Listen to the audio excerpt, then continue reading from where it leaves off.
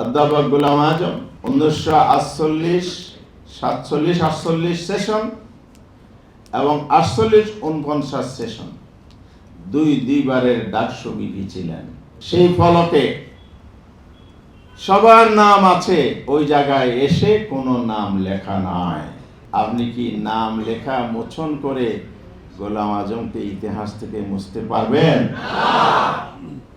আমরা ধিক্কার জানাই এই ঘৃণ্য আচরণ, ভূমিকা এবং হীনমন্যতামূলক পদক্ষেপের। বই স্থান দিবেন না। আজকে তার যে সম্মানী যে পদক বোর্ড আছে সেখান থেকে আপনি মুছে ফেলবেন।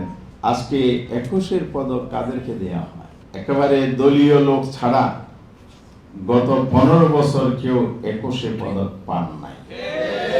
আমরা দেখেছি অতীতেও যারা 53 বছর দেশ শাসন করেছেন তারাও এই হীনমন্যতার ঊর্ধ্বে কেউ উঠতে পারেন নাই। জাতির জন্য বড় দুর্ভাগ্য। আমরা সকলে জানি পৃথিবীর ইতিহাসে কোনো দেশ নেই যারা বাসার জন্য জীবন দিয়েছে। তো পৃথিবীর ইতিহাসে এমন কোনো ইতিহাস নেই একজন বাসা সৈনিকের মতো লোক মৃত্যু কারাগারে জীবন যাপন করে মৃত্যুবরণ করেছেন। এটাও ইতিহাসে। তাহলে জাতিকে যে ইতিহাস গৌরবান্বিত করেছে সেই এই জায়গায় এসে জাতিকে লজ্জিত করেছে। কারা এর জন্য দায়ী? আজ যারা বিভিন্ন পর্যায়ে দেশ শাসন করেছেন তারা প্রধানত দায়ী। এটা তাদের দায়িত্ব ছিল সঠিক ইতিহাস তুলে দেওয়া। প্রফেসর গোলাম আজম 48 সালের 11 মার্চ শুধু গ্রেপ্তার হননি, তিনি 3 বার গ্রেপ্তার হয়েছিলেন।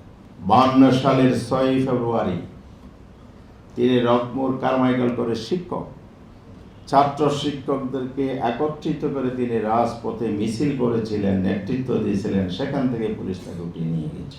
54 সালে গণপরিষদে বাংলা ভাষার রাষ্ট্রভাষার মর্যাদা স্বীকৃতি লাভ করেছিল। অধিকার আদায়ের আন্দোলনে এত ভূমিকা পালন করলেন, তার সঠিক মর্যাদার স্বীকৃতি পান নাই।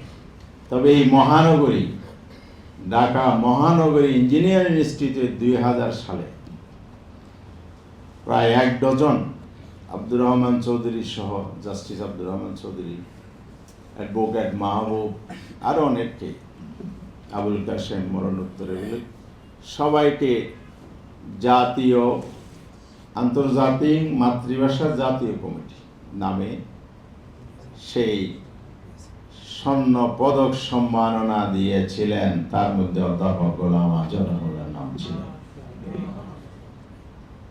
তাহলে আমাদের রাষ্ট্র যেখানে ব্যর্থ হয়েছে সেই জায়গায় জনগণ ইতিহাসের সঠিক স্বীকৃতি দিয়েছে, সঠিক মর্যাদা দিয়েছে।